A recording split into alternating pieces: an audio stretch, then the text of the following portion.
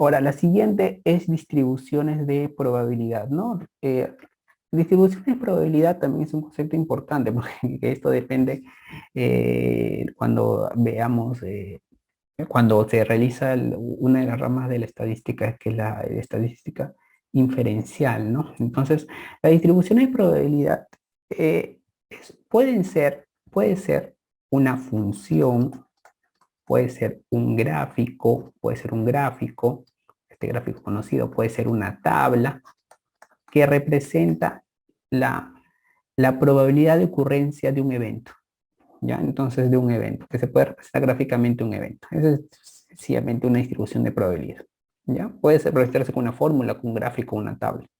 Quizás alguna vez en estadística ustedes habrán utilizado la tabla para determinar el chi cuadrado, si es significativo o no. Esa tablita que te pone 0,00 tanto, esos 0,01, 0,02, esos son probabilidades.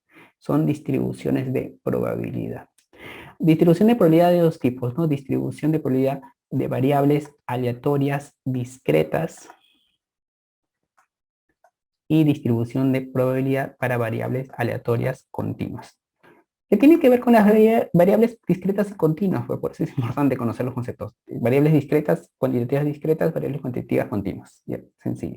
Las discretas, por ejemplo, tenemos el que por ahí ha venido alguna vez en el examen y nunca más ha venido, la distribución binomial, ¿no? La distribución binomial. Binomial. Y las variables cuantitativas, la distribución de probabilidad de variables aleatorias continuas, tenemos la más conocida, la distribución normal. ¿Sí? Y la distribución normal es lo que más ha venido en los exámenes. Y eso es lo que les quiero explicar acá. Esta curvita es la distribución normal, ¿no? La curva de Gauss. El cual es una de las tantas distribuciones. Esta no es la única que existe. Hay muchísimos tipos de distribuciones, pero esta es la más estudiada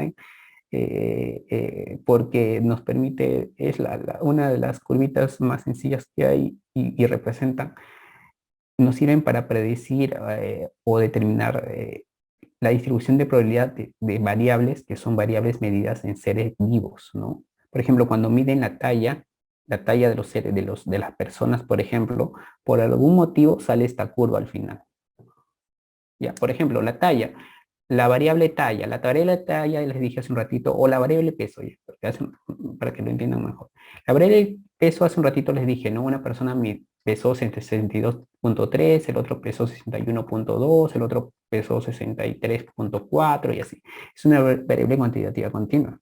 Es una variable cuantitativa continua. ¿Cuál sería el gráfico a utilizar? Sería el histograma, ¿no? Si es una variable cuantitativa continua, no olvidar, utilizamos un histograma. Ahora, si juntamos los puntitos de este histograma, les va a salir el gráfico, estos puntitos de acá, los juntos, me va a salir un gráfico más o menos así. Bueno, me salió feo, pero vamos a ponerlo más bonito. Les va a salir un gráfico así. Y esta es la curva normal. Por eso, si alguno de ustedes ha manejado el SPS el SPS u otros paquetes, pero el SPS lo junta cuando hacen el gráfico, ahí haces un check y te dices, al histograma siempre hay una opción de poner un check para que te salga la curva normal. Porque el histograma pues, sale de esta curva normal.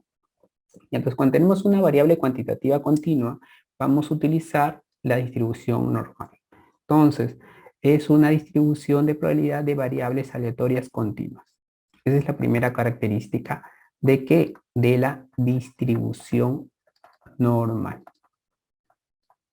Ya, entonces, esta curvita, cuando medimos alguna característica de un ser vivo, nos va a dar, por algún motivo, nos sale esta grafiquita de acá. O sea, nos sale este histograma y de este histograma me sale esta curva normal. Por ejemplo, cuando analizamos las glicemias de las personas, por ejemplo, les va a salir esta curva al final. Ya, es algo que existe en la naturaleza y como se han dado, y como esto es algo que conocemos, entonces nos sirve para nosotros predecir ciertos fenómenos. ¿Ya? Entonces, es una distribución de probabilidad de variables continuas, ¿no? Entonces, distribución normal, aquí estaba colocando el título, distribución normal. Entonces, ¿cuáles son las características que tenemos que conocer la distribución normal? O también distribución de Gauss, ¿no? La distribución de Gauss. La distribución normal, la distribución de Gauss. Es una distribución de variables aleatorias continuas.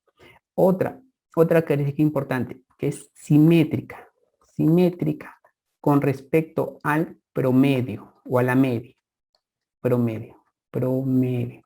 Es simétrica con respecto a la media. Entonces aquí tenemos, este es el simbolito de promedio, pero de poblaciones. Este es el promedio y es simétrica con respecto a la derecha y a la izquierda. Si se han dado cuenta, si ponemos acá un papel, cubrimos izquierda y derecha son iguales. Entonces es simétrica con respecto al promedio. También la media, el promedio y la moda son iguales, ¿no? El promedio, la mediana y la moda son iguales. Eso también se caracteriza la distribución normal, ¿ya? No olvidar. Algo importante también, el área bajo la curva es igual a 1, o que es lo mismo de decir 100%, ¿no? ¿Y por qué? Porque es una distribución de probabilidad. El área debajo de toda esta curva, o sea, imagínense que esta es la curva y lo achuramos, o sea, lo pintamos o lo sombreamos.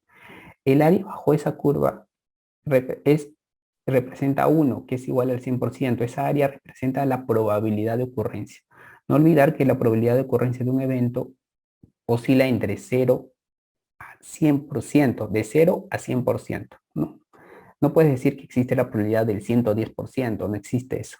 La probabilidad oscila entre 0 y 100%. Obviamente, si es una probabilidad igual a 0, significa que es un evento imposible. En cambio, si es una probabilidad igual a 100, significa que es una probabilidad que ocurre sí o sí.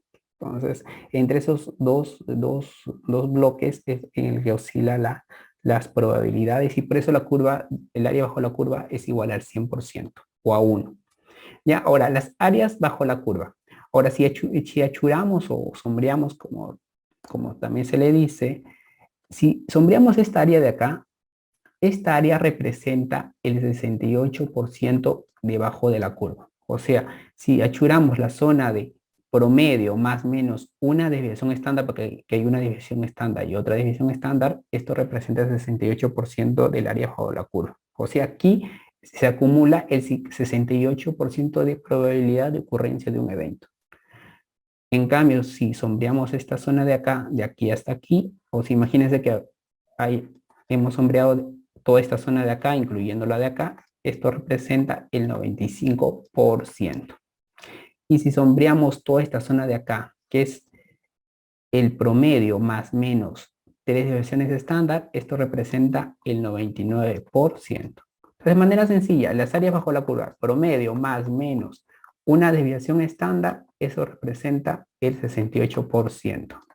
Más menos 2 desviaciones estándar, eso representa el 95%. 3 desviaciones estándar, eso representa el 99%. Ya, eso no olvidar. Ya, aquí hay una pregunta y me he hecho acordar, gracias por tu pregunta, José. Voy a poner con otro colorcito porque tengo muchas palabritas. Hay otro tipo de desviación, no es un tipo, es una forma de trabajar, que es la desviación normal estándar. Disculpen, distribución normal estándar, ¿ya? Lo que se ha hecho es estandarizar la curva normal, porque porque cada muestra tiene su curva normal, entonces imposible estudiar infinitas curvas normales. Entonces lo que se ha hecho es estandarizar una curva normal para poder estudiarla y es una curva normal de referencia. Entonces la distribución normal estándar, no olvidar que el promedio, que el promedio o la media, vamos a poner, media es igual a 0 y la varianza es igual a 1, ¿ya? La distribución normal está determinada, normal estándar, está determinada por una media igual a 0 y una varianza igual a 1. Eso también no se olviden, eso no venía en su examen de lo que ustedes van a dar, eso viene en un examen de residentado, si no me equivoco. Pero a veces se copian los del ENAM, se copian las preguntas del residentado, entonces no se olviden ya. Distribución normal estándar que se define como media igual a 0 y varianza igual a 1. Y no olvidar que la desviación estándar es la raíz cuadrada de la varianza. Por lo tanto, si la varianza es igual a 1, la desviación estándar sería igual a 1. ¿No? Por si acaso, porque en ese examen que vino en el residentado, la clave fue media igual a 0 y desviación estándar igual a 1. Ya, sigamos. Ahora veamos esta pregunta. ¿La distribución normal permite calcular probabilidades en qué tipo de variables? Ya les dije hace un ratito cómo se llaman estas variables. Son las variables cuantitativas. Bueno, son las variables aleatorias, es su nombre correcto, que aleatorias continuas. Es una característica importante este tipo de distribución de probabilidad. ¿Qué porcentaje del área bajo la curva normal estándar se localiza entre más o menos dos desviaciones estándares de la media? ¿Cuánto sería? Facilito, ¿no? 95%. ¿Sí o no? 95%. Muy bien sus comentarios en chat.